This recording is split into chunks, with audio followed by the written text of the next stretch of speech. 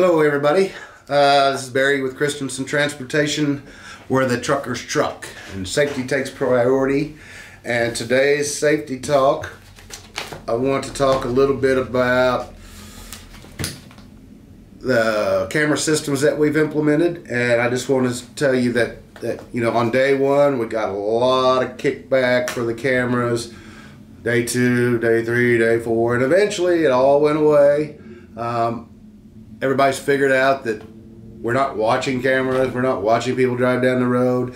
It's only when there's an event that's triggered that smart camera says, okay, it could be not by the camera, it could be the truck saying speeding. And once again, it's talking to you, giving you 3 warnings in the day if you're doing the same thing to stop doing what you're doing, and then we'll never know. So it kind of fixes itself. Fixes your behavior. So point is, we've come a long way. We started out with all these cameras that were covered that are now completely uncovered, so that fear has gone away.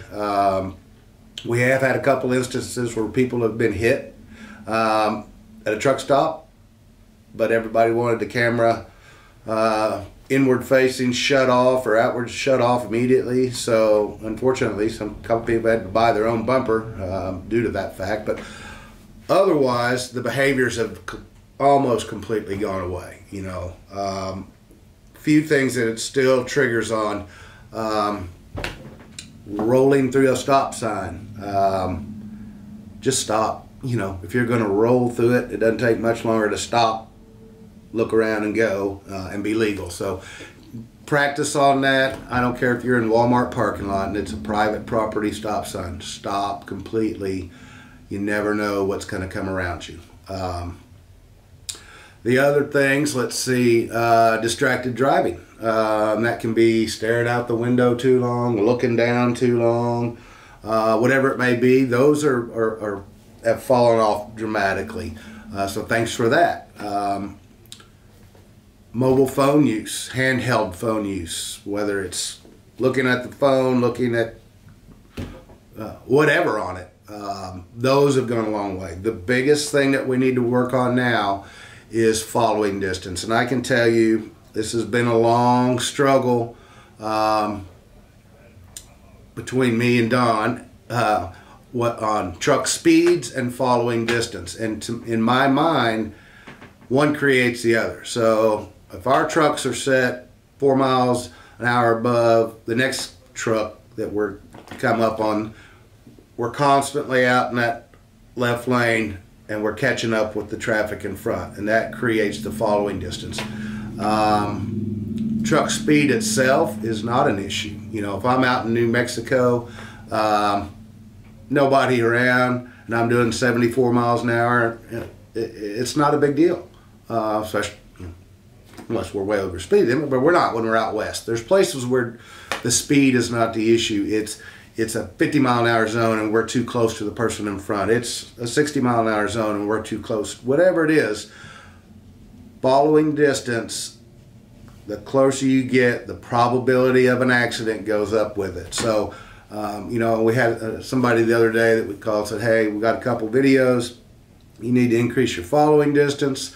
And the answer initially was, look, I've been doing this for, you know, since you were in diapers. Well, it wasn't me because I'm pretty old, but I've been doing this for a long time and I've never had an issue. Well, it only takes once.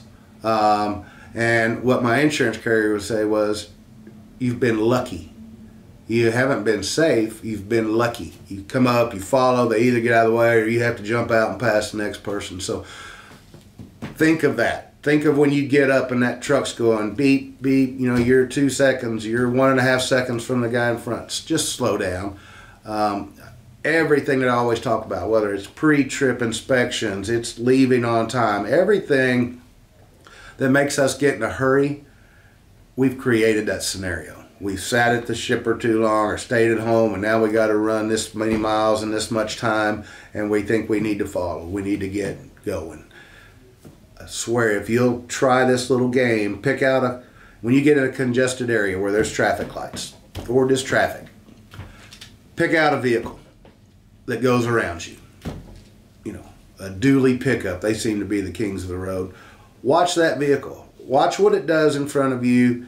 It's going to tailgate, it's going to change lanes, it's going to pass somebody, it's going to get back in another lane, it's going to do all this stuff that is just looking for an accident.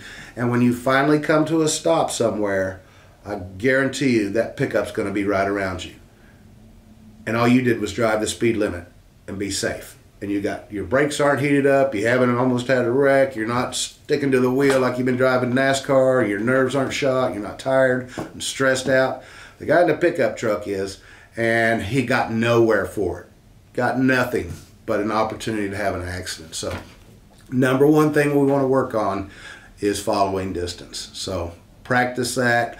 We do every day. We have a call between the directors and owners, and we have what we call blood pressure and heartbeat. What two things in your department do we monitor? And so what safety monitors is our inspections that we have on the road, accidents, and our alerts from our camera system. And then we put on there, okay, I had 3 alerts for this, 2 alerts for that. And the highest number of alerts in the last week has been following distance. So let's get that off. You've done a wonderful job of getting rid of everything else. And it's not like it's rampant, but typically it's a handful of people. And we address those people, and we'll continue to address those people.